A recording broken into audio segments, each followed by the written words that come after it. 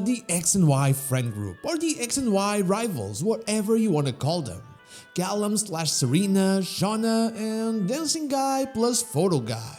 They weren't the most memorable. In fact, I'd say they were the least memorable of all the friend groups, and it's very noticeable now with Z-A so close to being out. Every time you talk about them, there's someone saying something about how they completely forgot they existed. But they might end up being important because no one remembered Mabel as well, and she's the acting director of the Pokemon Research Lab, basically the professor. So hey, I'm not so a stranger, and that friend group was kinda genius, but not really. So let's get into it. Pokemon X and Y came out at a very weird time for Pokemon in general. Gen 5 didn't really hit the spot with the general Pokemon fan, and there was a need to introduce some nostalgia back into the series. That is the reason why the Kanto Pandering is so big in this game. You have many Kantonian Megas, you're given a Kanto starter very early in the game, Santaloon Forest is basically Viridian Forest, and there's a plethora of Kantonian Pokemon available. But one thing they didn't do was bring back the rival style from Gen 1. We didn't have a rival that constantly put us down, we actually had the exact opposite. A friendly group of rivals that took on the adventure by our side, kinda keeping up with the same idea they had for Black and White with Charon, Bianca, and even Anne. The issue was that the latter were more complex characters in a more complex and more interesting story, while X and Y is known for a bare-bones tale with bare-bones characters in an actually very beautiful region. Still, everyone in that friend group had a reason to exist, and it was actually a very good idea, but it didn't translate very well into practice. So, like and hype this video, subscribe to the channel, and consider becoming a channel member to help out with the content I make. And now, let's carry on. So, with Pokemon fans losing interest in the franchise after what was a very well told story for the Pokemon series, with complex characters and all that, Pokemon decided to appeal to the nostalgia with Kanto Pandering and also appeal to each and every type of Pokemon fan with something more easily relatable.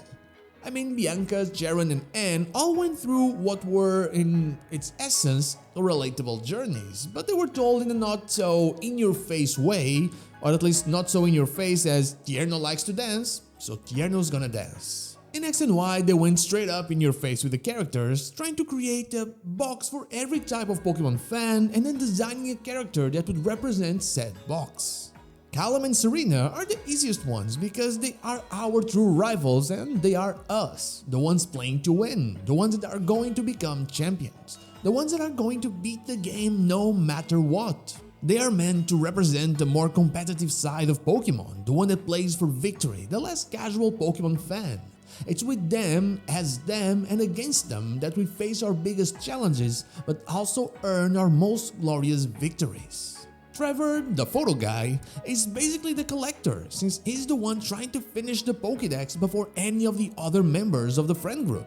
He will go through every nook and cranny in the region trying to get his hands on each Pokemon and their forms. And were it a more present thing in the Pokemon games, this guy would be soft resetting for legendaries if he had the chance and they weren't shiny locked in Gen 6.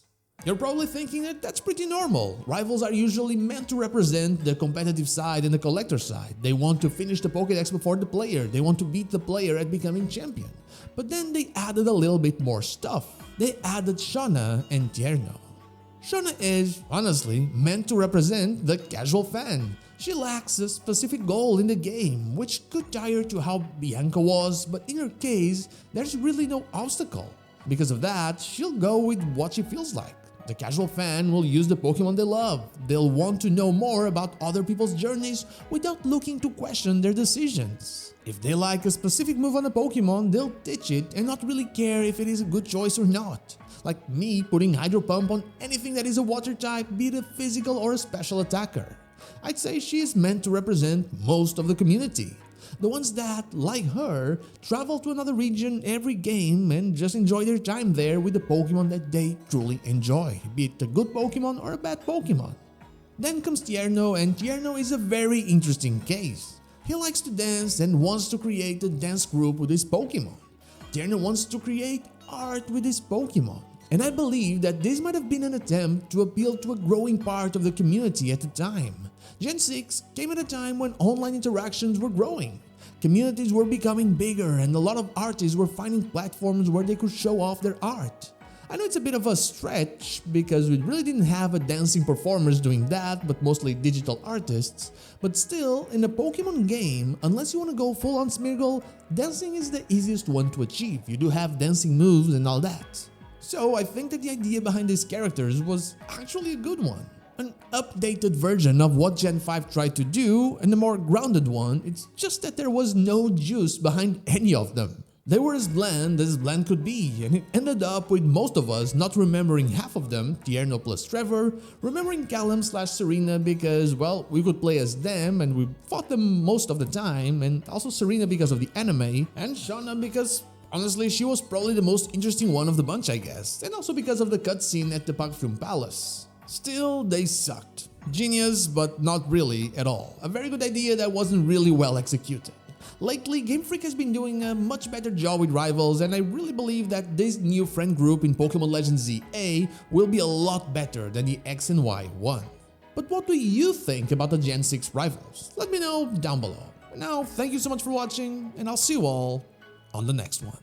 But before I go, I want to thank my YouTube member Dash Plays and my Twitch subscribers Kiara677 and Newbies here, the Dr. Joe and Lazarix. Thank you so much for going the extra mile.